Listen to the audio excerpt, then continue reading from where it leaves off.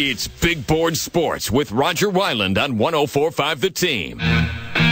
It's a lot of baseball today as the Yankees are off today, but they're coming off the win over Atlanta yesterday, 6-2. But the deal now is Torres is going to be out on the DL for we're not sure how long. What is the status of Ronald Torres and Brandon Drury? How's he looked? He's coming up. Obviously, he's there. Maybe Tyler Wade. A lot of things going on the farm in AAA. And DJ Eberle, Scranton WilkesBarre Rail Riders beat reporter for the Times Leader, has a lot of answers, we think, to our questions this morning. DJ Roger Wyland, Chris Honorado, ESPN Radio in Albany. Good morning. How's it going, guys? We're good, DJ? Man. We're good. So, how about some early thoughts on the outside of the win yesterday by the Yankees? They did lose Torres. How do they fill in for him, and depending on how long he's going to be out? Yeah, there hasn't been a lot of news yet, but from what it seems like they're not extremely concerned about the injury. And I mean, they put him on the DL right away, even yesterday, making the move for starting today. But I mean, I think immediately with the off, we don't have a lot of answers. I think guys that could fill in, Brandon Drury could play second base. I think he could be a guy that's on the roster right now that could be that guy for them. Neil Walker is another possibility. And then you mentioned guys like Ronald Torres and Tyler Wade. The thing with Ronald Torres is he's currently on the restricted list with the Rail Riders. He's not actually with the team. He's dealing with a family matter back in New York.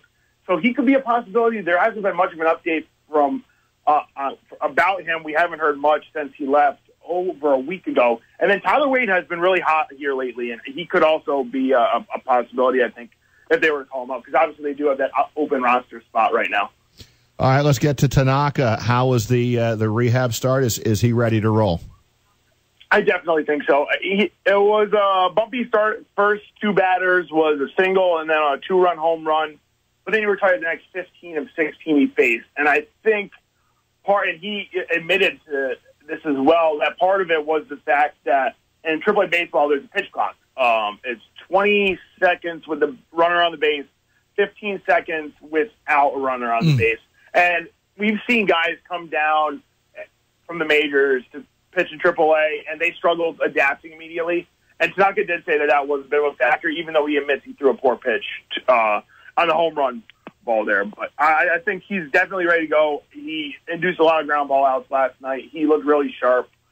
Worked very easily, 69 pitches through 5 innings. I think this guy's ready to rejoin the rotation. Yeah, 5 innings pitched, just the 3 hits allowed, 4 strikeouts. We're joined by DJ Eberle, Capital Region native, covers the Scranton WilkesBarre Rail Riders for the Times Leader, and he joins us here on Big Board Sports 104.5 The Team, ESPN Radio. DJ, how about another pitcher who's making his way back from injury? He's back, but he's not back in the bigs, and there's that log jam in the Major League bullpen with the Yankees team, and Tommy Kahnle just hasn't been able to get back to the Bronx yet. His numbers, though, at AAA, just on the surface, to me, look good. How has he looked to you? Yeah, another Capital Region native, a Shaker grad. So me and him have talked about that, both playing football in Section 2 and things like that. But Tommy's looked really good. I mean, it was a little shaky at first. But I mean, he's been on fire here recently. For what I do track his pitch velocity, because that's a big thing that a lot of people want to know is how fast this guy's pitching. He's someone who pitched, near 100 last year, and it had been 96 and around there this season. He's getting back up there. He pitched his last home appearance. He threw a 98-mile-an-hour fastball, which isn't exactly where he was last year, but it's getting back for sure. But he's been really impressive. He looks like a guy that is better than AAA baseball, which is what you would expect. He was one of the best relievers last season.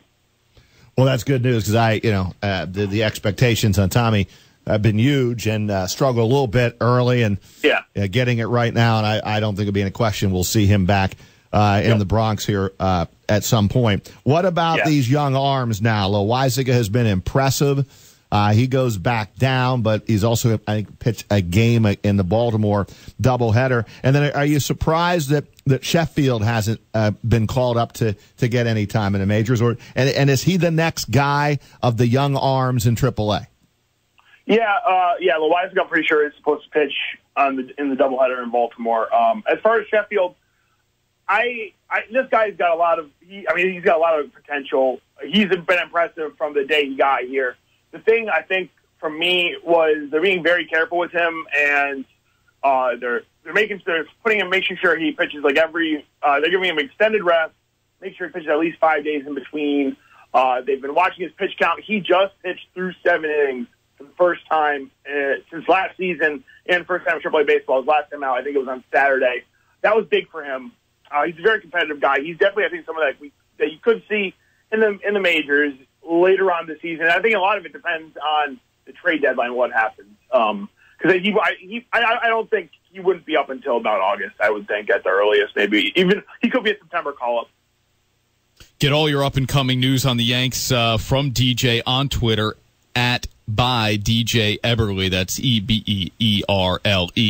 DJ, how about what is the mental fragility? To what degree is Clint Frazier messed up at all in the head with where he may be? He's not up in the big leagues, even though when he has been with the Pinstripes, he's played well. He's got a 3.08 average at AAA. He, of course, is the big name floating around in terms of a guy who could yield a big-time starting pitcher. But do you see on a daily basis him having any effect of any of that?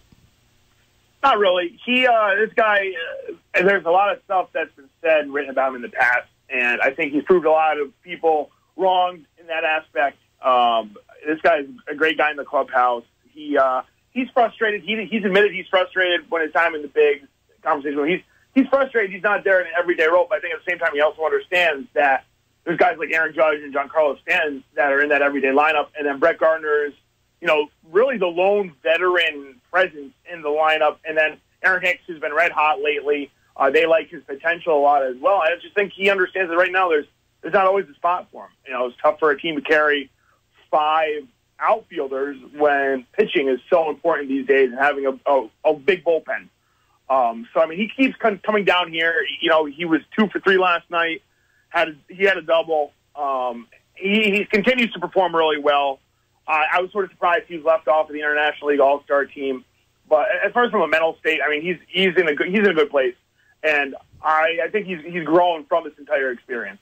DJ, I hear it's a great ballpark and a lot of fun to go to see the AAA Yanks play. How are they received in Scranton Wilkes-Barre these days? Yeah, very well. They had a sellout crowd last night. Granted, it was 4th of July, and Masier Tanaka was pitching, so that isn't much of a surprise. But, yeah, this team has finally started to turn it around. They have won 3 straight games. Today, if they win, they will have won 4 straight for the first time this season. They're finally significantly above 500, 3 games over.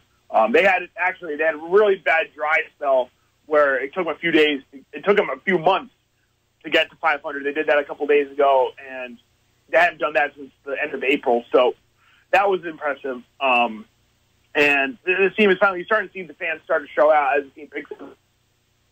When you say sellout, what's that number last night? They have a cap at 10,000. They have gone over on occasion, but with lawn seats and whatnot. But they haven't hit more than 10,000 this year. I'm sure at some point they will because they did it a few times last season. You got a lot of moving parts, I can tell you that, between the Bronx and heading to AAA and then AAA back up to the Bronx. So we appreciate a few minutes, DJ, on the update from Scranton, and we'll talk to you down the road.